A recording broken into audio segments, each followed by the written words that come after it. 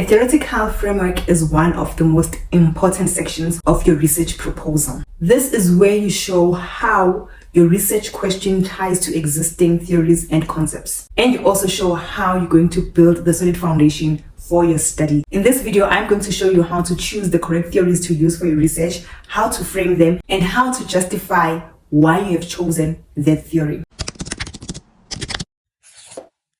My name is Lerato Kanumsa of All Things Academia, where we explore and explain all things in the academic world. So this is part 6 of the research proposal component series, and I know, lovelies, that in the previous video, which is part 5, we were talking about literature reviews, and I said the next video was methodology, but actually the next video is this one, because before you even think about your methodology, you need to frame the theories that you're going to use, called the theoretical framework. And the reason this follows the literature review is because in some institutions, the theoretical framework actually goes within the literature review itself, but some actually separate these two. Another reason why a theoretical framework should either follow the literature review or be integrated within one is because within a literature review, you review existing literature.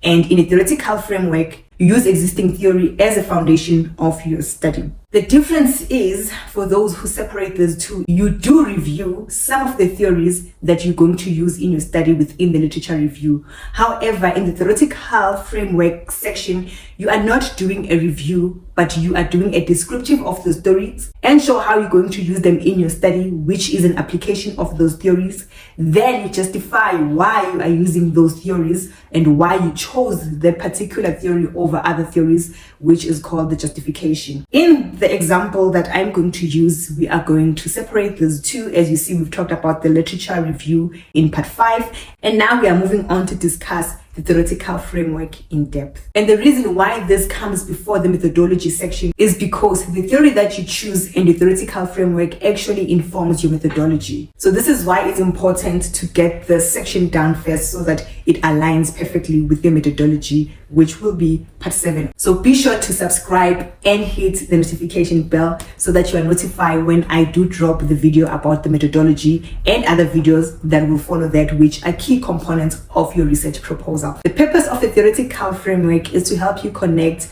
your research problem to existing theories, helping you understand and explain your research findings. And because this theoretical framework helps you frame your research within a context that already exists, it allows you to ask the right questions and interpret your data meaningfully. So the first step is to identify key theories that are relevant to your research. So these are basically ideas, models, and frameworks that helps you explain your topic. So how do you identify these theories? Where do you find them? You find them in the literature that you've reviewed. So as you do your literature review, which is the part 5 of this video that we spoke about, which is important to watch that video to know how to conduct a literature review. So while you are doing that literature review, you will be reading articles within your topic and your field. And as you do that, you take note of theories that other scholars have used to frame their studies, and you see which one is most relevant to use for your own research. As an example, for the topic that we have been using since part 1 of this video,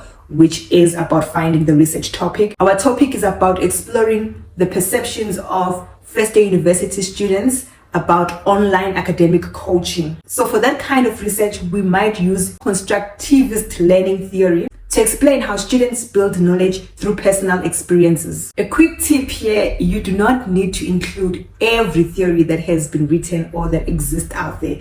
You just need to select 1 or 2, and at the most 3 that are most relevant to your study. So after you have reviewed this literature and identified a theory that relates to your own work, the next thing to do is to link the theory directly to your research questions. So when doing this, you can ask yourself these 2 questions. Why have you chosen those particular theories? And how do they relate to the issues that you are exploring? For example, if your research question is about perceptions of online academic coaching, then you might choose the self-determination theory to explain how students' motivation affect their academic success through coaching. And so then this is how you can frame this. This study draws on self-determination theory to explore how intrinsic and extrinsic motivation influence students' perceptions of online academic coaching and its impact on academic success. But if your research question focuses on the effectiveness of online coaching, then you might want to go with theories like self-regulated theory, which is basically a theory that explains how students can improve their academic performances by taking control of their academic processes. Cognitive load theory, which suggests that people can only process certain amount of information at once. And transformative learning theory,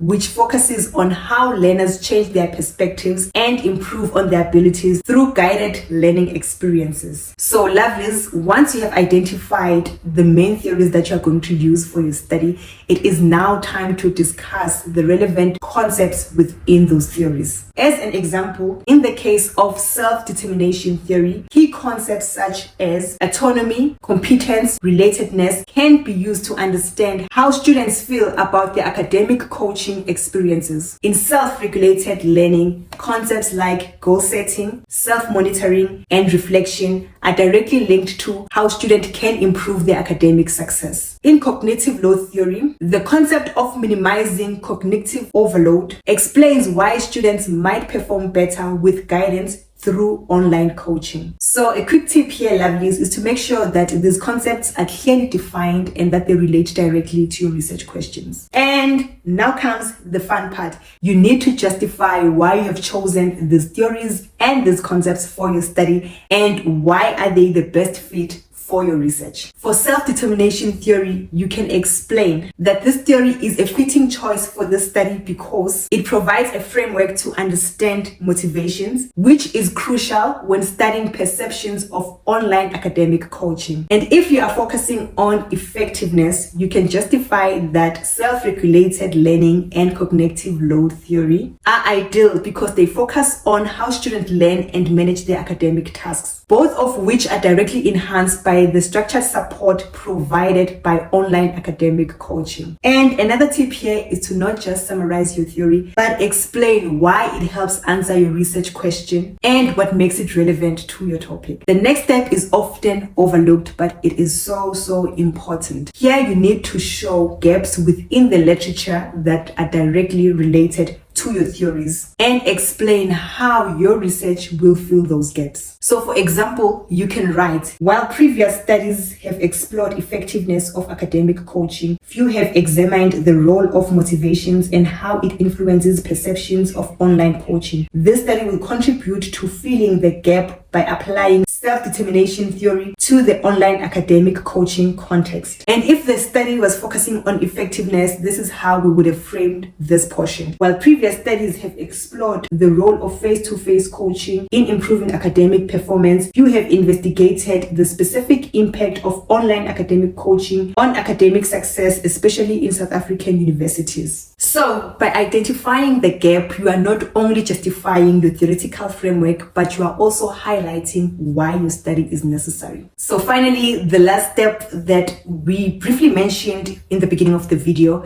is that your theoretical framework directly ties to your methodology. So what this means basically is that your theoretical framework shapes the way you're going to collect and analyze your data. So if this study focuses on student perceptions and it uses self-determination theory, then we might want to use a qualitative method, like interviews to understand the students' personal experiences and motivations. Using a qualitative approach aligns with self-determination theory because it allows for an in-depth exploration of students' motivation. On the other hand, if the study was focusing on effectiveness of online academic coaching on academic success, then we would want to go with a quantitative method, like surveys or pre and post tests to measure students' academic progress, linking our research directly to the theoretical concepts of learning and academic success. Because the self-regulated learning theory suggests that goal setting and monitoring improve performance, the study will measure student academic progress over time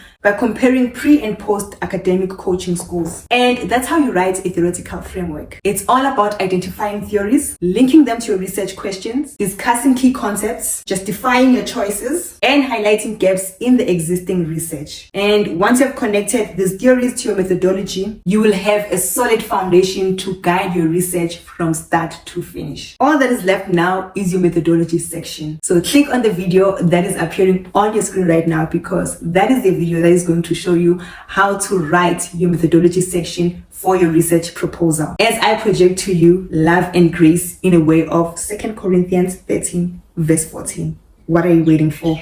Click away and don't forget to subscribe.